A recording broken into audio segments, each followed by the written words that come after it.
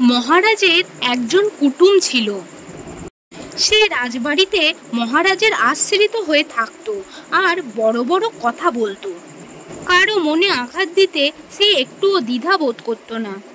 গোপালকে তো সে দু চোখেও দেখতে পারতো না, কেননা গোপাল ছিল প্রচণ্ড চতুর আর ধূর্ত, আর গোপালের বুদ্ধিও ছিল প্রখর।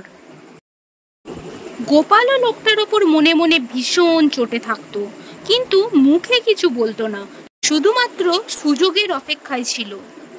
একদিন কি হলো, গোপাল দিব্যি ফুলবাবু সেজে রাজসভায় যাচ্ছিল।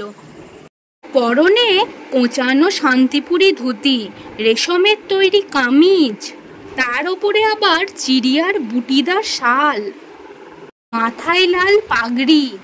রাজসভায় ঢুকতে না ঢুকতেই মহারাজের সেই কুটুমটির সঙ্গে তার দেখা হয়ে গেল।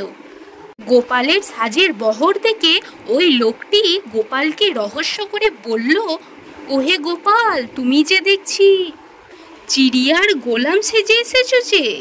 গোপালও ছিল সেরকমই, সে তো ছেড়ে দেওয়ার পাত্রই নয়। সেও মুচকি হেসে বলল, তবে আবার কেন হুজুর, চিড়িয়ার গোলামকে বিবি দিয়ে ধরে নিন। গোপালের কাছ থেকে এমন উত্তর পেয়ে সে তো মনে মনে প্রতিজ্ঞা করেই নিল, আর যাই হোক, গোপালের পিছনে সে আর কোনো দিনও লাগবে না।